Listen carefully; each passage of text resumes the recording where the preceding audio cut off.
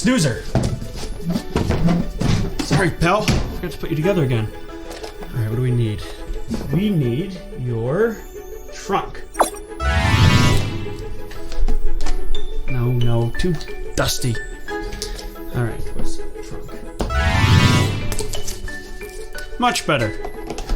Alrighty, what do we need, Snoozer? Your googly eyes, that's what we need.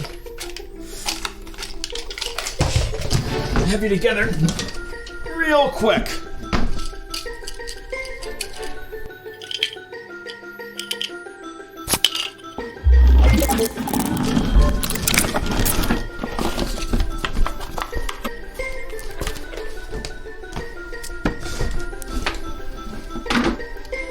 Right, Snoozer, how are you doing? Oh my gosh, Snoozer, I forgot your battery! Hold on.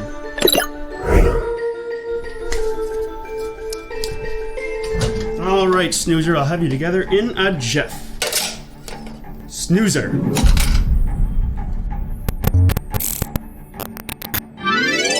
Hello! I am Snoozer! Snoozer, how you doing, buddy? Checkers! I feel hyper! Yeah, I thought that might happen, Snoozer. That's because I gave you a new battery today. Don't worry, we'll settle in pretty quickly. But are you ready for our trip today? Absolutely! Where are we going? Snoozer, you know it's a surprise. But don't worry, this is going to be a fantastic reading road trip. Well, what are you waiting for? Let's go!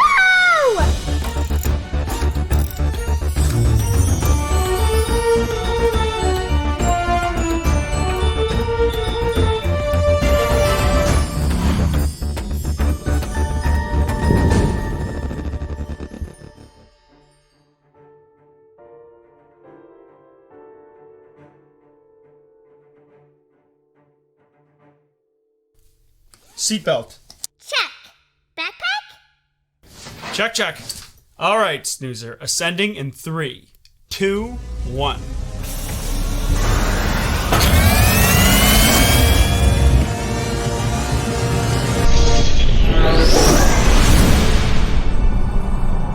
And we're off. Autopilot activated. Now where are we going? All right, Snoozer, I'll give you 3 hints, and let's see if you can get it. Hint number 1. It is really big. Hint number 2. It's outdoor. And hint number 3. There are lots and lots of different animals roaming around. This is very difficult. No, it is not. It is obviously a safari. Stop! You ruined my guessing game! I had a perfect score! No, you didn't. You didn't get the last one right. Yes, I did! The Science Museum, remember? Okay, yeah, the one before that then, wasn't it? Yes, that is correct. Yes. Okay, anyway, Snoozer, that doesn't matter. We are going to be meeting some of the greatest animals all around the world. Animals we wouldn't otherwise see anywhere else. Really? Well, actually, Snoozer, the animal we're going to be visiting today isn't an animal that we would normally see in North America. It's not? Nope, I'm talking about the camel. The camel isn't from North America? What is this madness? Hey, Zod, can you give us some information about camels and tell Snoozer where they come from? Zot, the robot, at your service. Activating excited voice. There are 2 types of camels. 1-humped, or dromedary, camels and 2-humped Bactrian camels. Camels have 3 sets of eyelids and 2 rows of eyelashes to keep sand out of their eyes.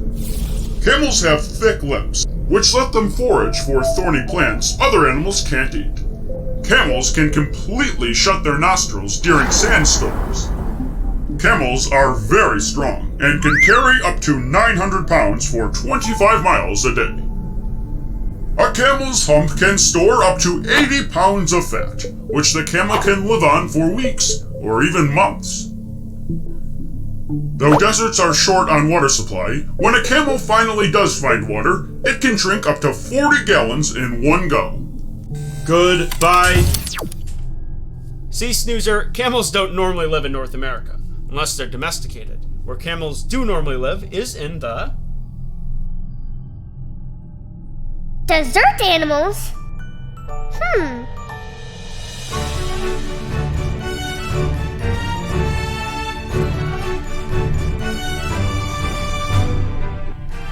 Snoozer, not dessert animals. We're talking about desert animals. Oh, where are deserts? Well, I'll show you, Snoozer. A desert is a barren area of landscape where little precipitation occurs, and consequently, living conditions are hostile for plant and animal life. Here's a world map. The deserts are highlighted. Only animals with special abilities can live in the deserts, like the Komodo dragon or the camel. Special? What's special about camels? Well, Snoozer, camels are able to store fat in their body for long periods of time. That's why they have the humps on their back. Fascinating.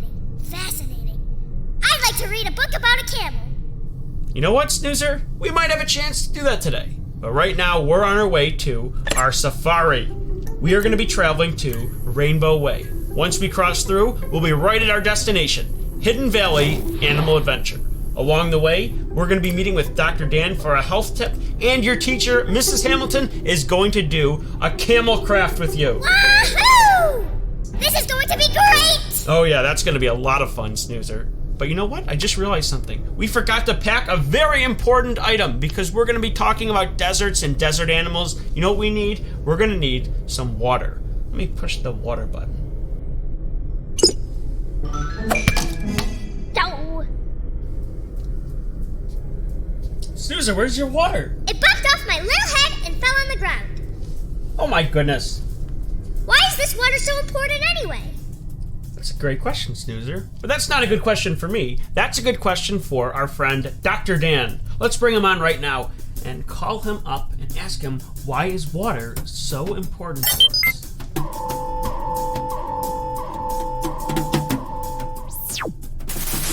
Why is water so important? Well, that's a great question. Now, the simple answer is water is important because we have a lot of it already. 2/3 of our body, about 60 to 70%, is made up of just water. Do you believe that? So when we're going out like you and Checkers, out for an adventure in the desert, it's gonna be really hot. And when it's hot, our body sweats water out of our skin to cool us off. So it's very important that we're constantly drinking to replace that water because our body needs it. Dr. Dan, I was thinking, camels drink a lot of water. How much should I be drinking in a day? I'm glad you asked. That's another great question. Well, how much water you should drink a day really depends on how old you are. If you're 5 to 8 years old, you should be drinking about 5 to 6 cups of water a day. If you're 9 to 12 years old, you should be drinking about 7 to 8 cups a day. But all of these are rough approximations. You should drink as much water as you feel you need to stay hydrated.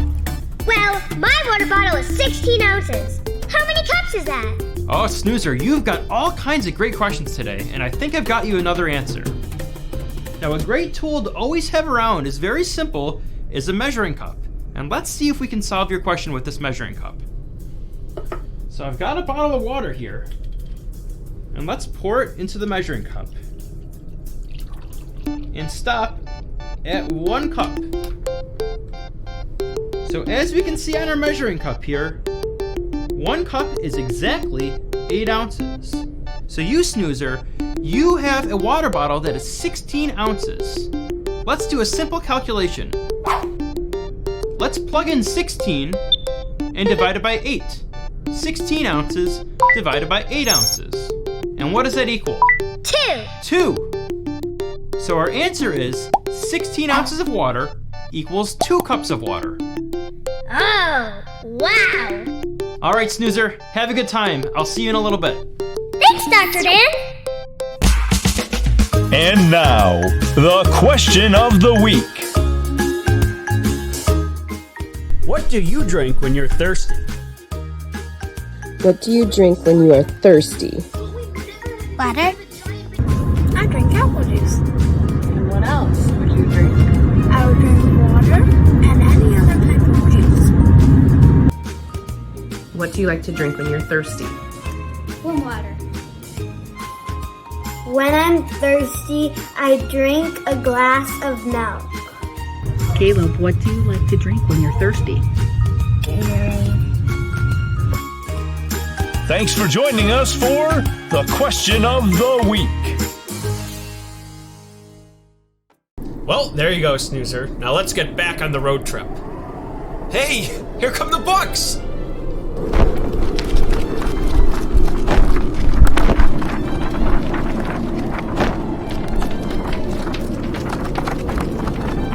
Well, let's check out a few.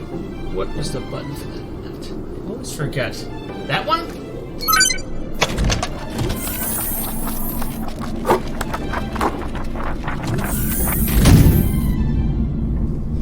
What did we get? Here we go, Snoozer. We have... Well, I'll show you. How the Camel Got Its Hump by Rudyard Kipling. In North American Animals, Coyotes by Chris Bowman. Coyotes, another desert animal. But we already know how the camel got its hump, Checkers. Well, Snoozer, we know the real story of how camels got their hump, but this is telling a make-believe story. It's teaching us an important lesson and giving us kind of a funny version of how the camel might have gotten its hump. People have been doing that for thousands of years. But this story is about a really lazy camel that meets a genie, and the camel is just all about himself. He doesn't help anyone else, he only cares about what he's doing, and the genie ends up teaching him an important lesson. And, well, we're gonna learn how this camel ends up getting its hump. Now, this is a good story about teamwork, helping others, doing our part, and it's also just a really funny story. But remember, it is make-believe. This isn't telling the real story about how camels have humps and why they have humps, but it's just a great story to read, and you can learn a lot from it. But while we're talking about camels here and learning about them, I think this would be a spectacular time for you to do your Camelcraft with your teacher, Mrs. Hamilton. What do you think about that? Oh boy! That sounds terrific! Well, great! Let's bring on Mrs. Hamilton and make our Camelcraft. Hi, Mrs. Hamilton! Hello, Snoozer. Are you ready to make our craft? Yes, I am! Well, today we are making a camel, and it looks like this. Nice! Alright, so let's get moving. We're gonna need scissors, glue, and the rest is up to you. So let's get cutting.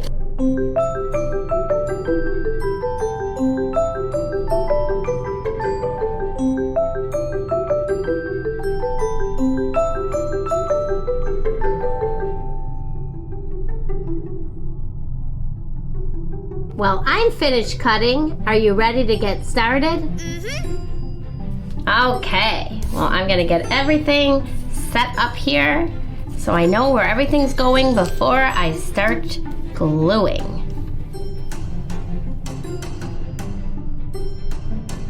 All right, let's get going.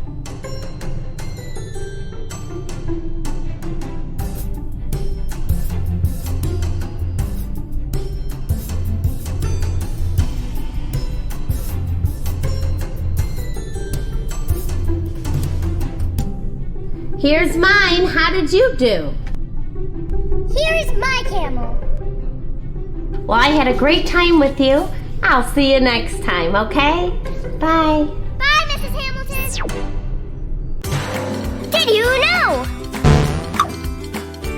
There are over 14 million camels in the world. Camels can run as fast as 40 miles per hour. Wowie, wow, wow, that's fast! Camels live, on average, for 40 to 50 years. A camel can drink around 30 gallons of water in just 13 minutes. The library has tons of books about camels. Visit the library to learn more.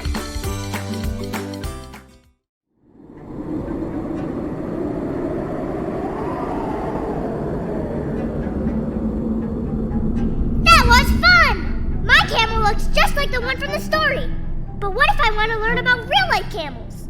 Oh, so you're talking about a nonfiction book. Because you've got the fictional books, and those are the make-believe story. And then you've got nonfiction books, which are about real-life things. So you want to learn about real camels and real animals. Well, you know what? Let's ask Zot for a mix of books about desert animals that are fiction and nonfiction. What do you have for us, Zot?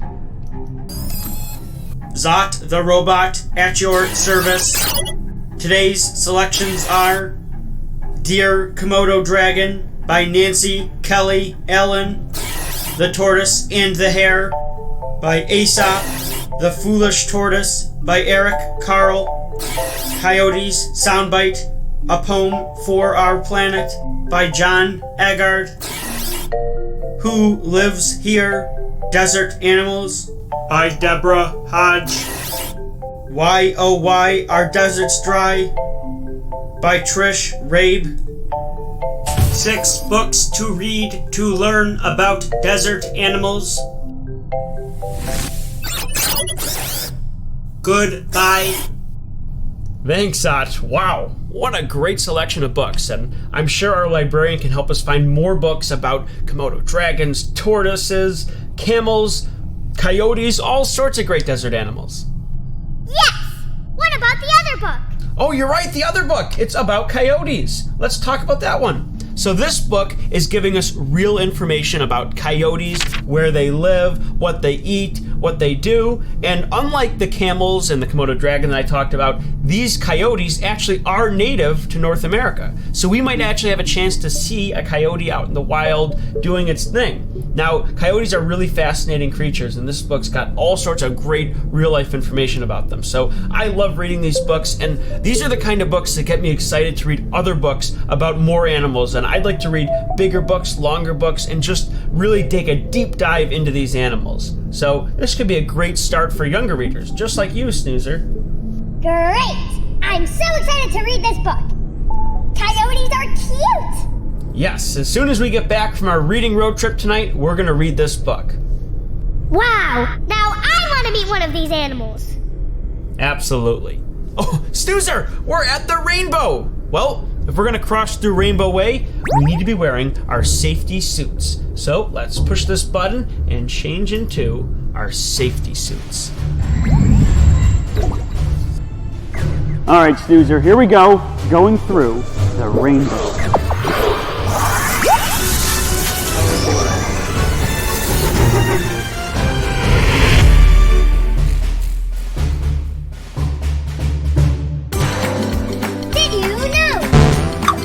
Tortoise's shell is not a single shell, but rather a composition of 60 bony plates.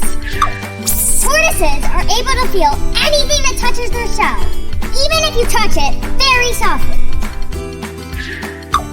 Tortoises are mostly herbivores. Tortoises are often loners. The library has tons of books about tortoises. Visit the library to learn more.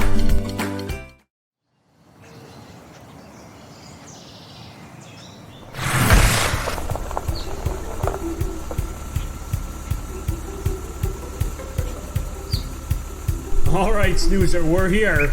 Let's go inside the safari.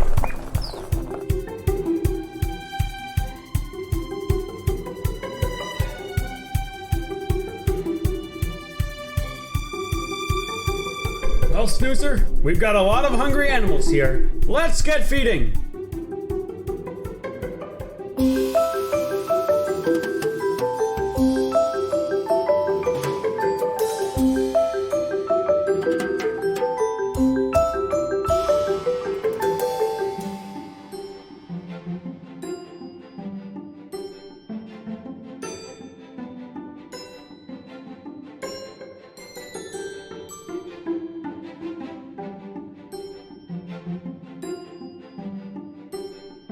Here's the camel. Look at his thick lips move back and forth. We learned about those. That's what helps them shuffle through thorny plants. Oh, that's great. What a hungry camel.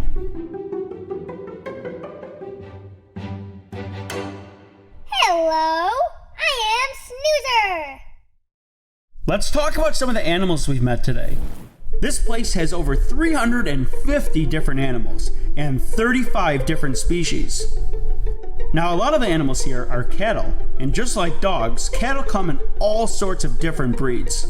Now, a lot of us are familiar with cattle. Of course, we know cows live on farms, with the most familiar breed of cattle being called the Holstein Friesian. That's the black and white one. But let's look at a few breeds of cattle we saw today. There's the Highland cattle, the Belted Galloway cattle, the Shorthorn cattle, and this one right here might be my favorite, the Ankole Watusi. I love their long horns.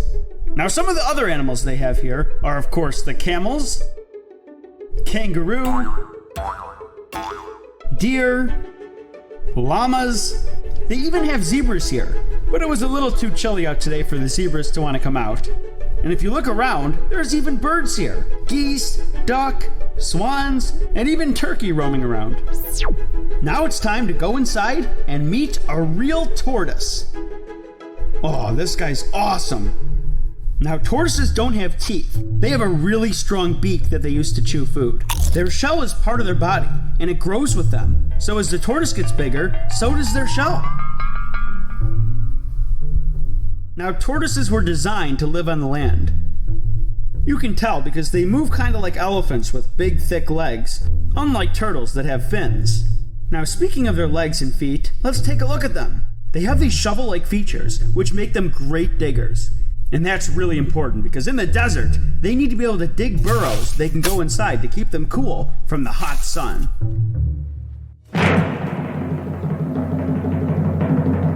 And now it's time for... The joke of the week.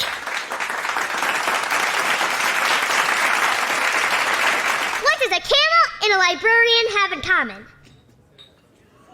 They both have tails.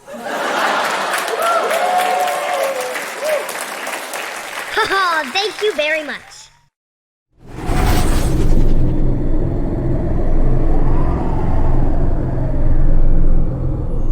Well, Snoozer, what did you think of our trip today? Oh my gosh, it was great. Those animals were huge. And I am so glad we got to see a real camel and a tortoise. Yeah, desert animals are so fascinating to learn about because they live in a really tough environment. Not a lot of precipitation and water, as we talked about. So they have all these interesting abilities, and they do so many cool things to adapt to their surroundings.